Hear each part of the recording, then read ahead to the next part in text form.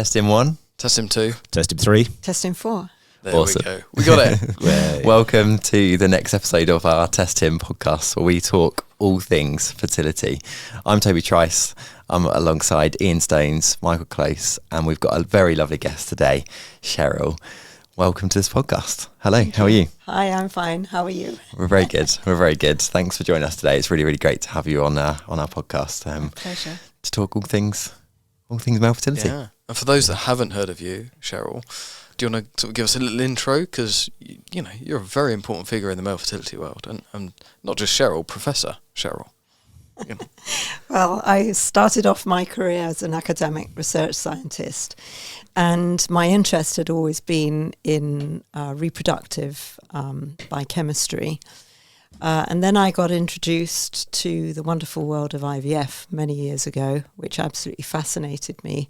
So my career then took a path into clinical aspects, and I was clinical embryologist for many years, running IVF laboratories in the private sector and public sector.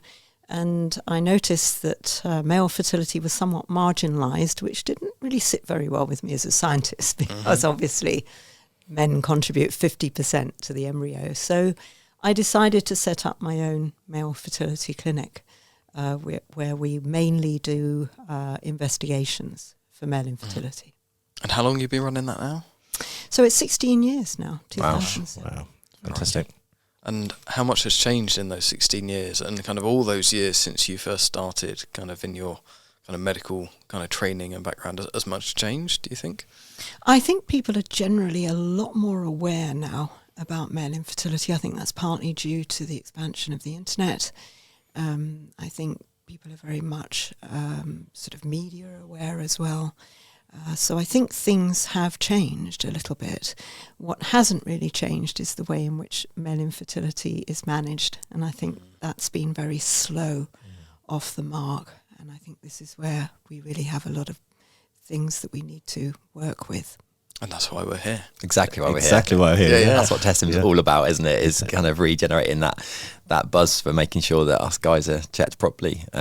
We've heard on this podcast some really interesting stories from patients that have pretty much been through treatment with the guy being ignored. Actually, after they've had their investigations and tests done, they've actually found out there's male fertility issues, and it's so important that we actually get them checked sooner, right? Because that's where half the problem is. I think we were just chatting just before this podcast about kind of how many times we hear this, that people embark on an IVF journey and actually there potentially is a male factor problem, but we quite often put the two together, that male factor infertility and IVF are together, but actually it's not, is it?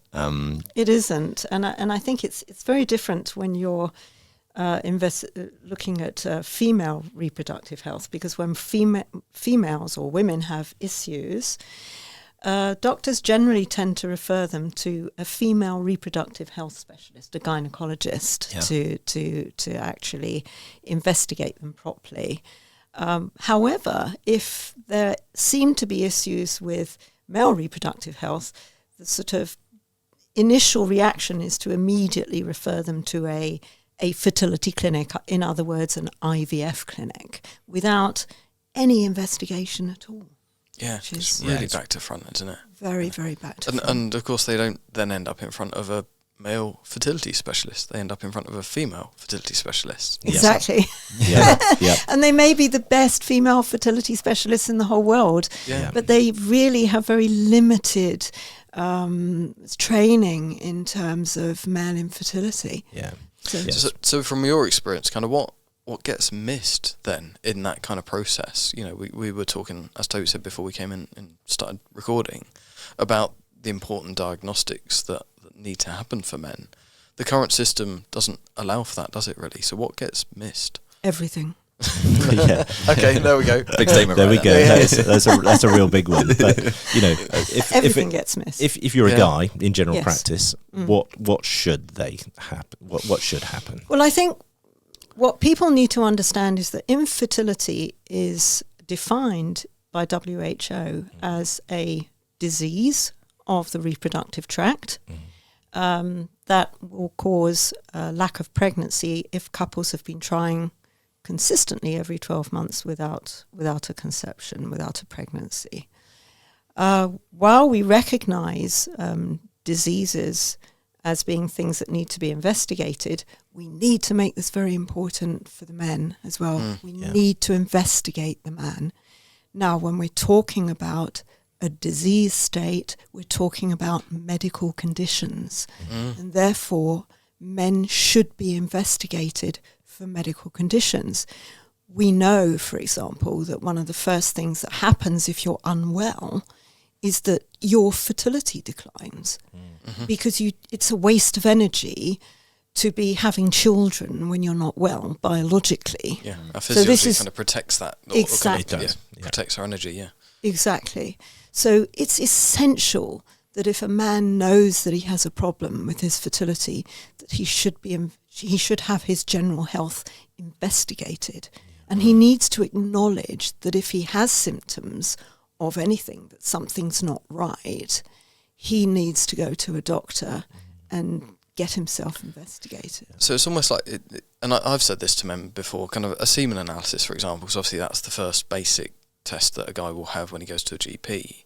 And it's true for a DNA fragmentation test as well. They're almost like an outcome test. They're a marker for, and this is what you're saying, isn't it? They're a marker for other things that could be going on. Exactly. And some of those things that are going on may not be obvious. Exactly. So I think what we have to do is we need to look at full investigation of a man's general health and his reproductive health in order to try and understand where the problem might lie. And if we understand where the problem might lie, then we can try and manage that for him, treat it for him.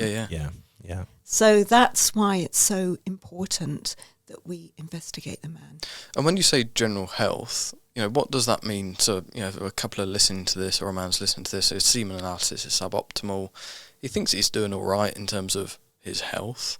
What are you looking for when you say general health? So if you go back, and I think we were talking about this before, so a guy comes to see you, you'll actually do a full kind of general health assessment rather than just looking at what's going on with the sperm.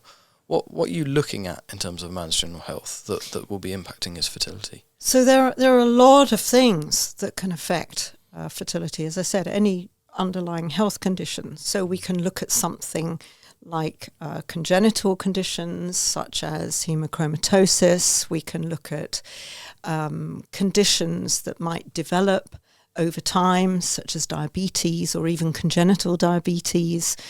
I don't want to worry people, but in some circumstances it could be indicative of something like testicular cancer, for example. So we actually have a moral duty to investigate people, because if they leave these conditions unattended, they can have serious consequences, and of which male infertility is a secondary result of those conditions. But if we manage to treat some of those conditions, then we may well be able to improve that man's fertility and, of course, increase his chances of having a family. Yeah, but also his long-term health, isn't it? And there is that strong correlation between subfertility or infertility in a man and his long-term health as well. Exactly. Yeah. Absolutely. So we need to be treating these guys and actually assessing them properly, rather than just manipulating the sperm and like trying to work around things. Exactly, because we may well be missing the actual cause of his infertility, but also missing an underlying pathology as well, which can potentially be quite dangerous. Because guys aren't really particularly good at going to the GP, are they? We're rubbish at that. They're really rubbish. Yeah. No, really bad. So this is a great kind of point for a guy. It's like, okay, semen analysis is suboptimal. Go and see the right person to get a proper assessment, because there could be so many other factors in your life that could be influencing this, and getting it treated and sorted sooner, like I say, it's going to improve your fertility, but it's going to improve your long-term health as well. Exactly. And I think it's very simple to go to your GP and ask your GP to have just a general health screen. It's a simple blood test that can look at a variety of different factors and the way in which your body functions, just to get an overall idea as to whether or not there might be a problem. But I think also men need to listen to their bodies and they need to do something about it if something has changed. When I see patients, a lot of the time they say to me, oh, but I'm getting a little bit older now. You know, I'm seeing men in their early 30s complaining that they're getting a little bit older. I mean, first of all, men in their early 30s shouldn't be experiencing the kind of symptoms that you get in your 50s. The other thing is, even if you start to experience things in your 50s, you shouldn't be having symptoms. That's an indication that there is something going awry. And men really, even if they only have occasional symptoms, if it's something that's not usual, they need to go to their GP about it. But of course, sometimes there's no symptoms. So an asymptomatic infection, for example. Exactly. And infections are a big thing. Oh, are they? They are a big thing for infertility. It's the problem with it is that the evidence out there is new. It's relatively new. So relatively speaking, we don't have a huge amount of evidence. The evidence isn't strong. But all the evidence that's coming out seems to suggest that underlying bacterial or viral infections can have a significant impact on sperm, the way that the sperm function, and also in terms of passing things into to the female reproductive tract, which can then have a knock-on effect for the female reproductive health, and can also significantly increase risks of miscarriage. So these are very important things. And again, a lot of the times it's not about having symptoms, although there may well be. Some of the symptoms would be urological symptoms, for example, having to get up in the middle of the night, not just because you've been drinking a lot of water before you got to bed, or sort of an incomplete emptying of the bladder, or straining, or any issues that may be related if you have a history of genital warts or urinary tract infections. Anything like that could indicate an underlying imbalance. Yeah, and guys don't think about this stuff. They don't think about it. It doesn't get asked routinely, which is why it's in our questionnaire. Have you had a previous STI, or a UTI? Yeah. Because because also so many of them can be asymptomatic. But I'm glad you brought this up, because we had an inquiry recently from a chap who has had a semen culture done to look for bacteria and look to see if he had an infection. But it was done on the NHS. And when we passed it in front of our professor that we work very closely with, he said, well, what about this? What about that? What about the other? It seemed like it was an incomplete screening process. The problem with it is that the routine way of doing these cultures is that it's sent to a laboratory literally to do a culture. Now, think about your body. You have a lot of organisms that grow nicely in your body. But when you take them out of the body and you put them into a little Petri dish, if that food in the Petri dish isn't quite what that organism likes, it won't grow in the Petri dish. It'll grow in you, not in the Petri dish. Yeah. So there are newer techniques available now. They're called PCR screens. People have heard about PCR. Well, we all know COVID that. and everything. Yeah. But boy, they're very good. Yeah. The limitations with PCR screening is that you're screening directly for a specific organism. So unless you've got a panel of multiple panel of organisms, you can't test for everything. No. But whatever you do, you can't test for everything. And that's the thing, is that a lot of the organisms that we know can affect male infertility and subsequently harm the female patient-caused bacterial vaginosis are not picked up on culture. No. Right. Unless they're very, very, very heavy infections. Yeah. So things like ureaplasma, Gardnerella, all of these, Prevotella, all of these organisms, they cannot be picked up necessarily in culture.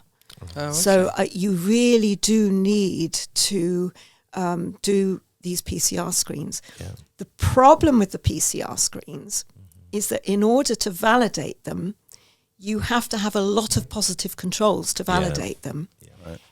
And the validations are not there for semen, for men. They exist for women, for vaginal swabs, but not for men. So the men are kind of stuck. We actually published a paper a couple of years ago that actually showed for certain organisms that were picked up in semen, you can also pick them up. 99% of the time you pick them up in urine as well. Oh. So you can do urine PCR screens, but they're limited in what they can pick up. So where can guys go to get this PCR type analysis? Because if it's not available through the NHS, through general sort of screening, through the normal culture screening, where can guys go to go and get the advanced sort of screening? So I think, again, they're going to have to go privately, unfortunately, and they are quite costly.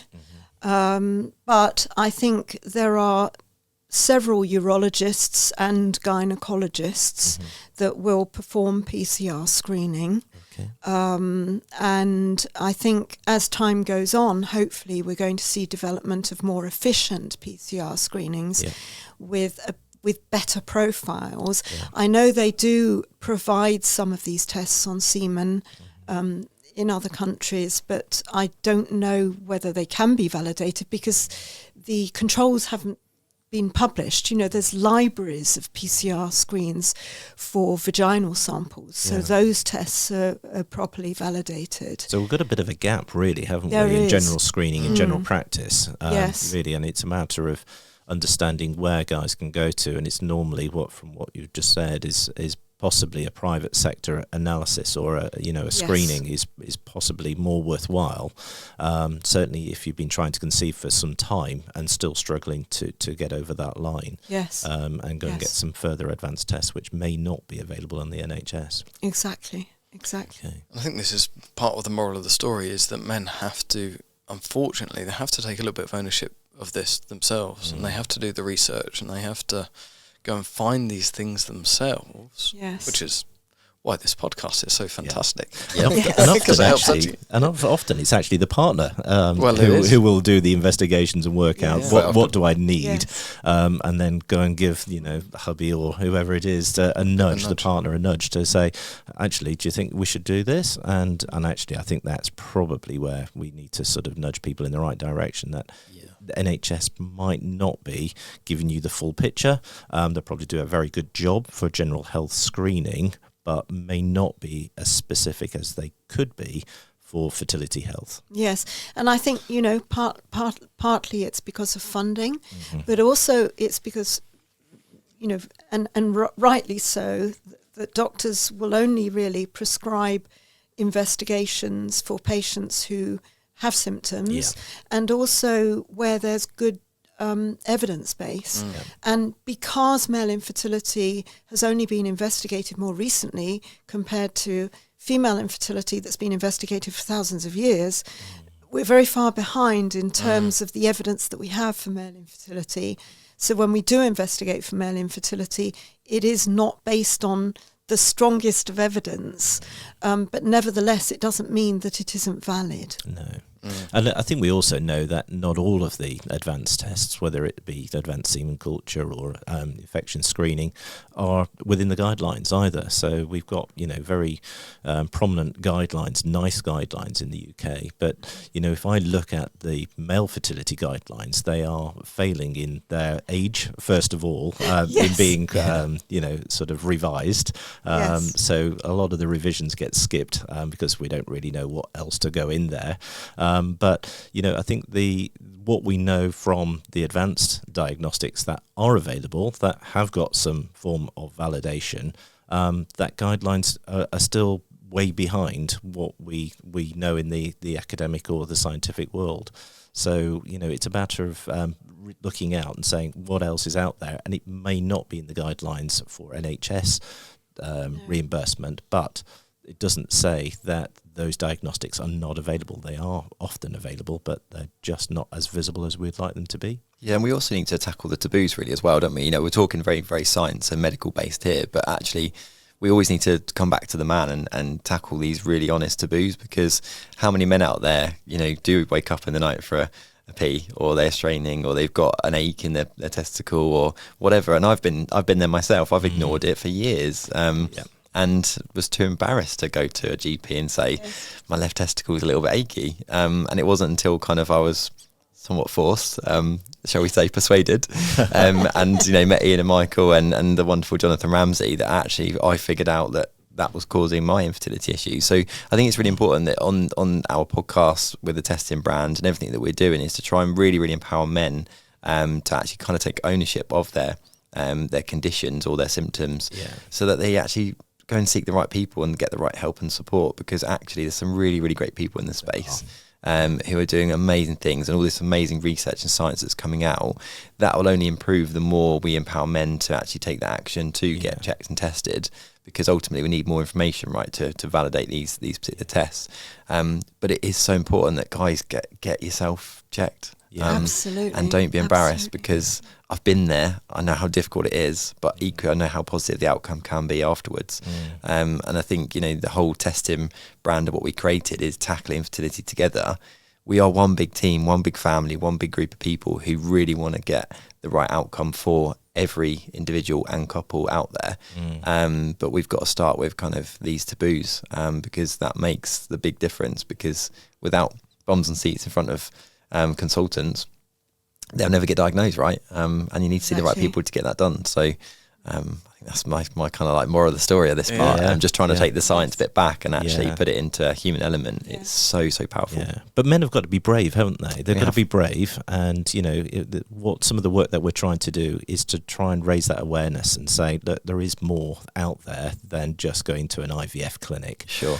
You know, go back to root cause and say, even if you don't really know everything, we're not asking you to go and educate yourself on everything, but go and see the right specialist, which is not necessarily a gynecologist, and then let them go through a full workup to see what is going on in the background and see if there's things that can be modified. And some of these are free, you know, taking your mobile phone out your pocket, that's free, you know, and just taking back to basics and saying, right, okay, you know, where are you?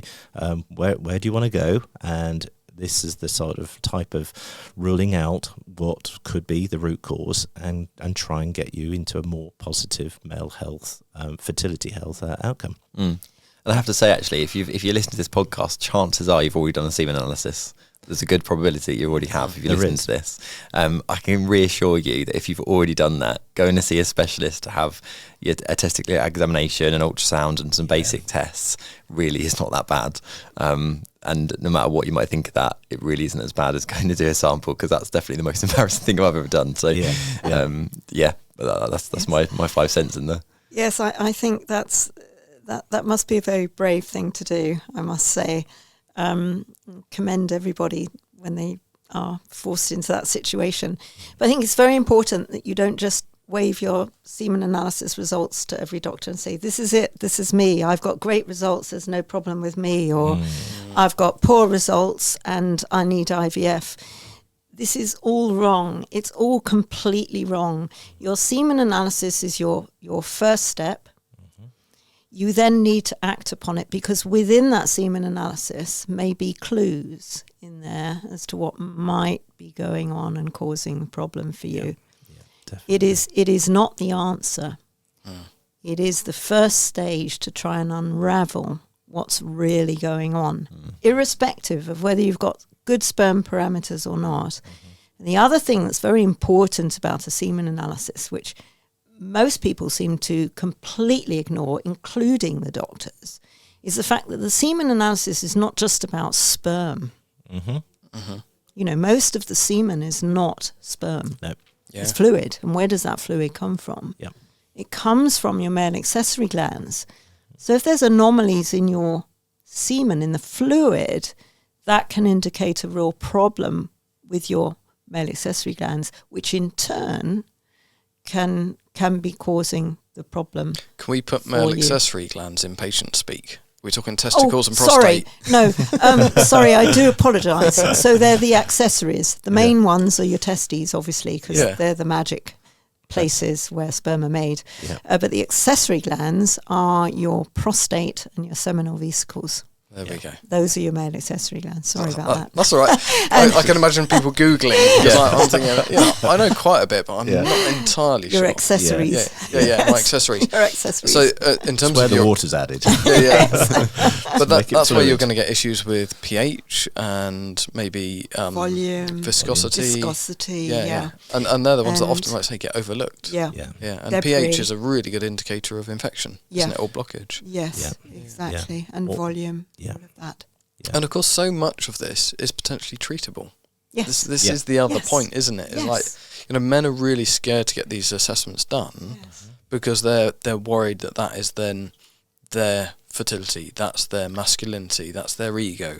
So it's their disease as well. It's just by having a bad result, does that mean I'm diseased? Actually, no, it doesn't. It means I'm a failure. It means that opportunity to have that analysis is a snapshot of your fertility health at that point in time. Now, if you take that seriously and look at what could be affecting my volume, what could be affecting my count, what could be affecting the motility, actually some of those can be easily broken down by general lifestyle, what we eat and what we drink and so forth. So there's a lot of things that we can do to improve. We could almost just bring those it back parameters. Almost bring it back to the racing in that when you put in a Duff lap, you go back to the data, don't you? There have been some recently. It's not the fuel. But you go back to the data, don't you? Like, okay, hang on a minute. Where am I not doing the right things? I'm not braking right here. I'm not accelerating hard enough here.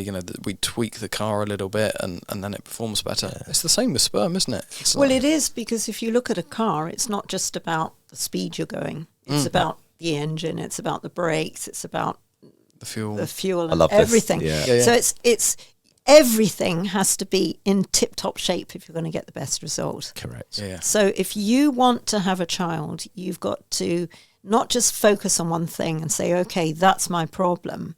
Invariably, it's multifactorial. Exactly. It's many different things all going on at the same time. So yes, I love the analogy with the motor and racing. And that's why you've got engineers, isn't it, to help you with their data and understand what's going on in the car and what's going on with you, because it could be your just mental aptitude to that day being stressed before you even jump in the car can make all the difference. Can make a massive difference, can't it? So, and I think that's the same with fertility.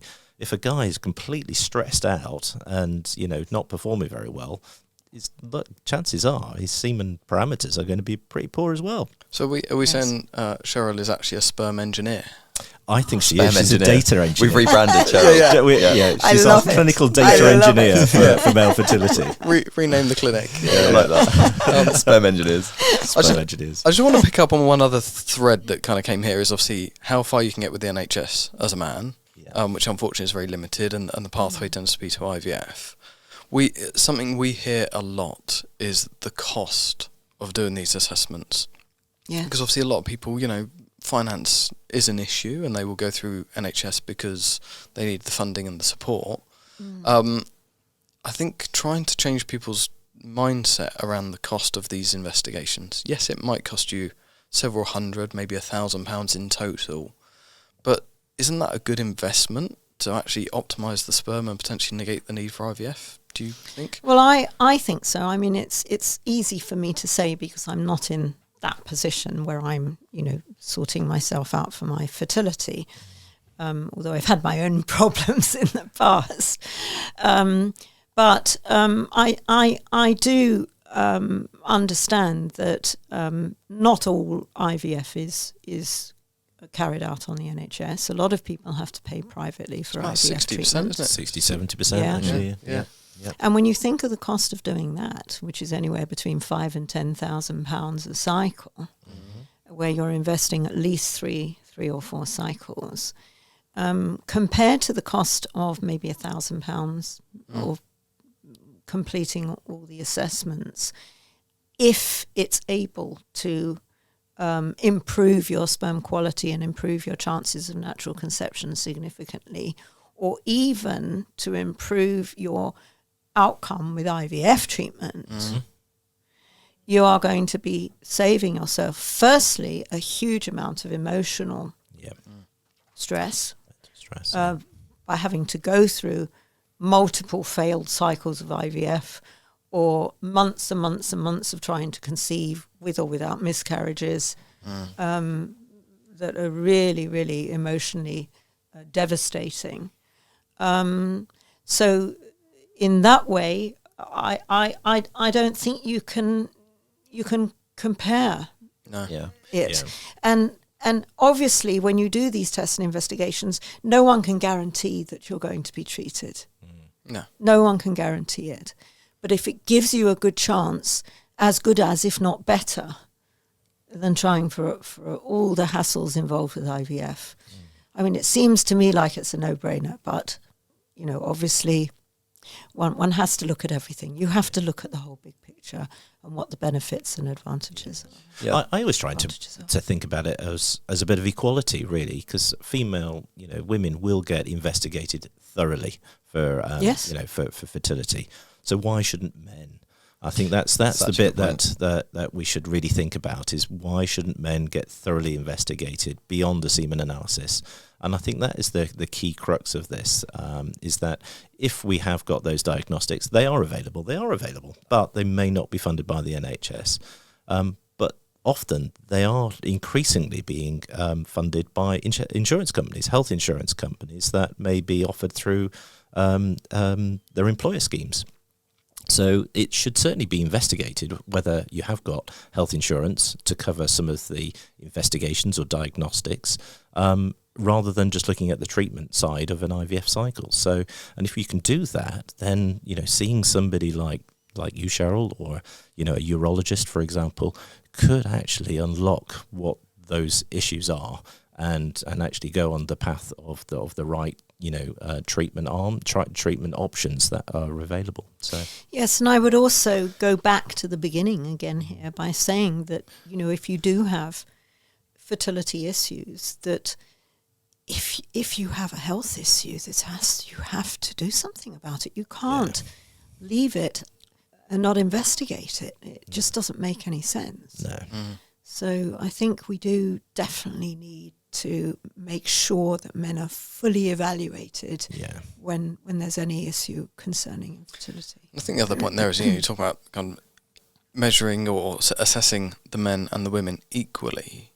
I think the important point in that, it's not like men versus women kind of thing, is the fact that if you actually assess the man properly, thoroughly, and before any fertility treatment, you're potentially negating the need for that woman to go through invasive hormonal treatment, invasive operations, and all the heartache that comes with IVF. So, you know, just why wouldn't you, as a man, like, actually, because that's one of the big things we hear from men, is like, they feel so helpless watching their wife or partner go through all these treatments. They're, you know, really sad to see her having to inject herself and all that and the other. It's like, okay, guys, if you don't want that to happen, then actually let's do a bit more than just your semen analysis. Actually take responsibility, go and get assessed.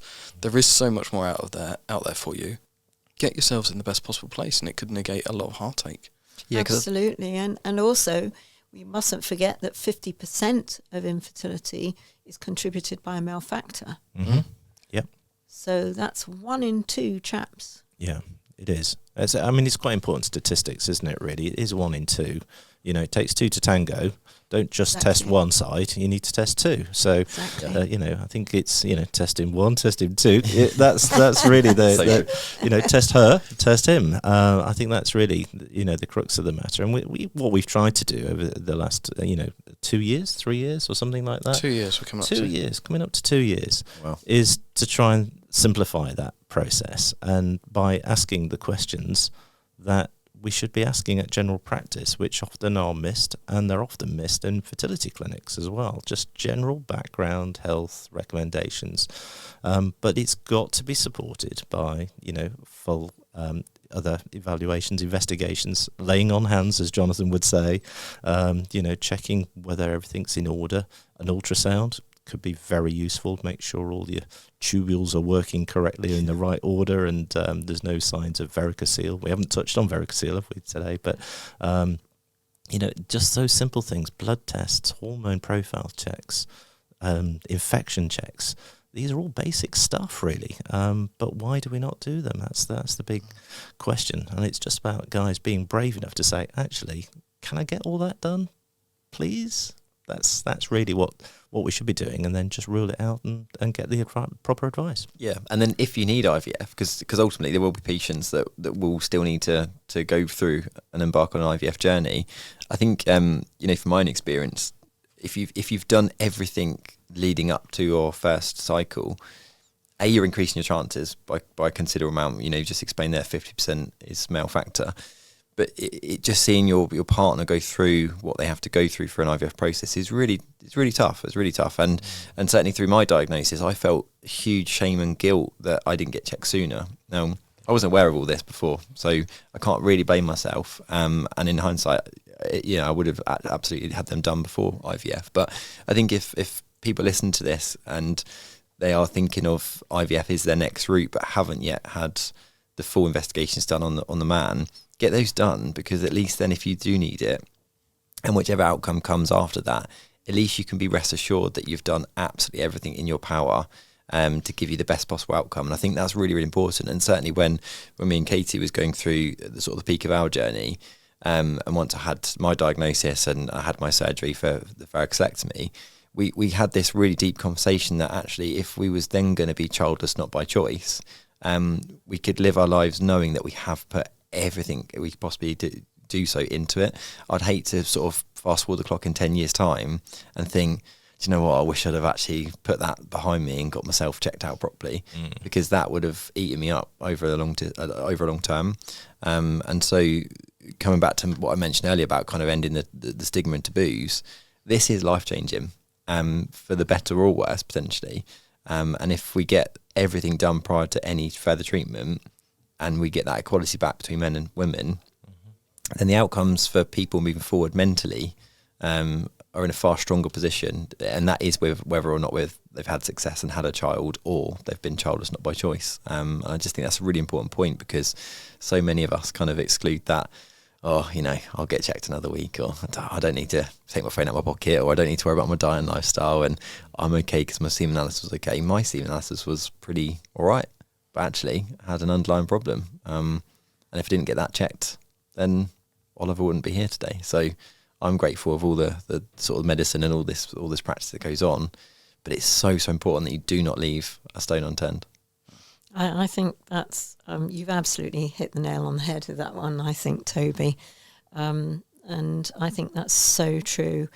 I would also encourage men to be investigated at the same time as their partners rather than delay, especially because men should be fertile their entire lives, but women, unfortunately, are on a time bomb here, ticking time bomb, and we don't really want to delay. I mean, I don't want to get people anxious about women's age, but I think it's essential that men get investigated at exactly the same time.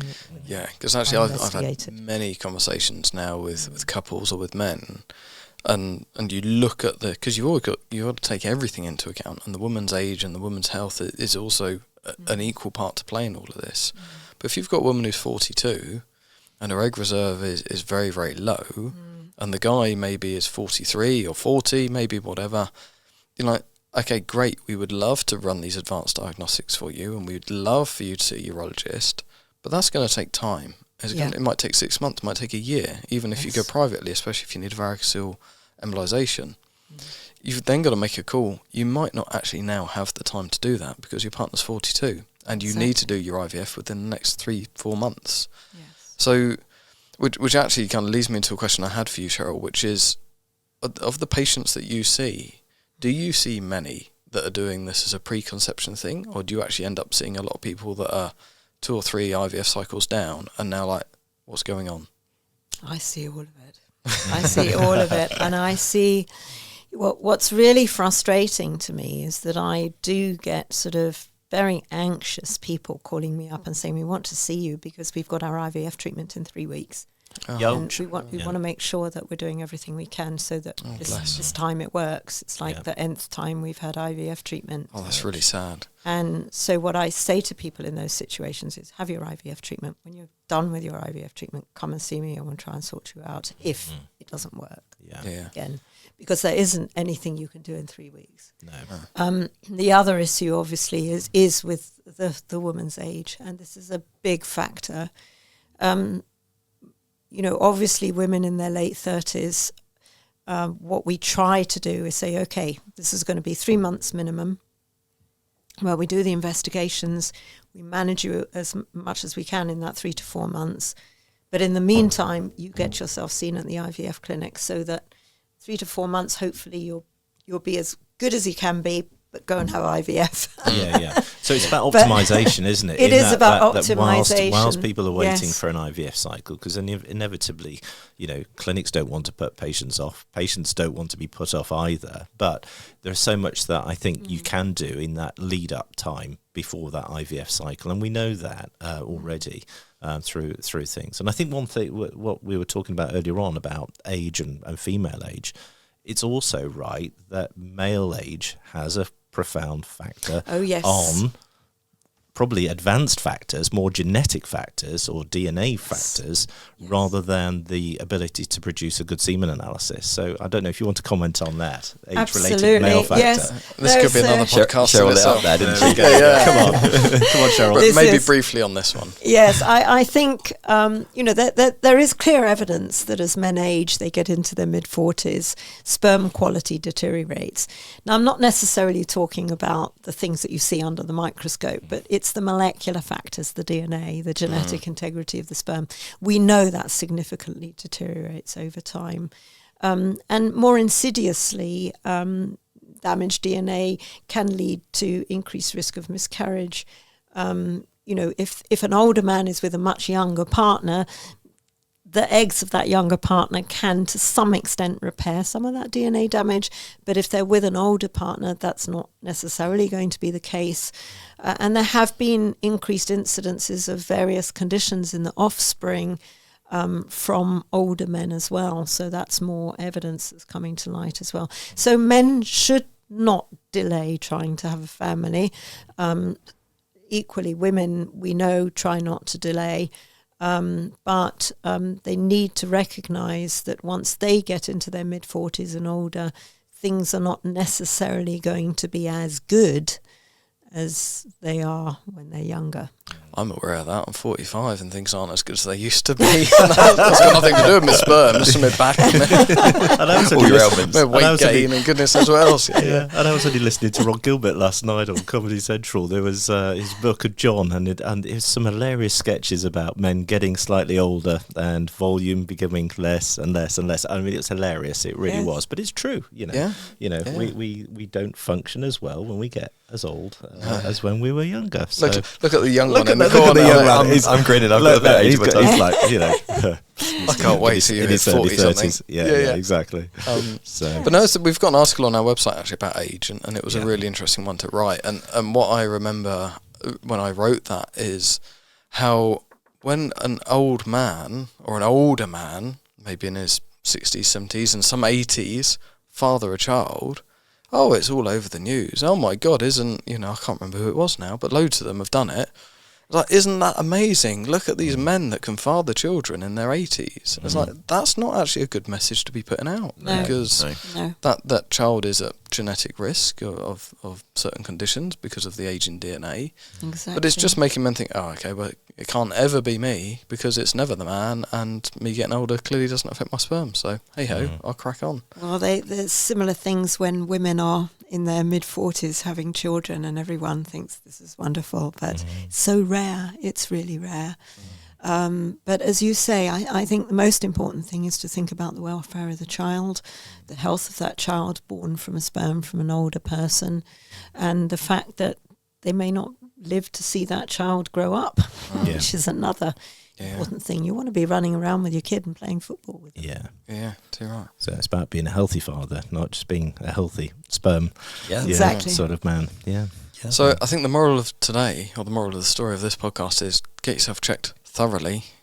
Absolutely. Do it early. Yeah. Do it See a sperm engineer. Sperm engineer. A sperm data engineer. I love this. Yeah. It's like going to be the title of this episode. I think so. The one with the sperm engineer. Yeah. Excellent. And I think we also need to remember that some of the advanced diagnostics are going to be important as well as the basic ones that you can achieve or receive in the NHS sector. So, do go and get a good referral to a good, specialist who can then ask for all the right investigations to get you thoroughly checked.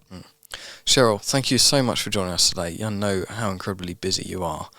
So thank you for taking time out of your busy day to come join us. It's been my absolute pleasure. Yeah. I really enjoyed talking to all of you. Thank you. Oh, brilliant. And we didn't cover what we planned to cover, so it does mean you're going to have to come back. Is that okay? That would be fine. I'd be very much looking forward to it. Brilliant. Excellent.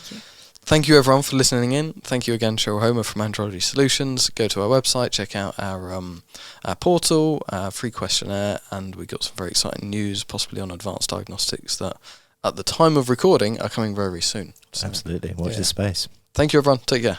Have a great day, everyone. And don't forget, get tested. Get tested.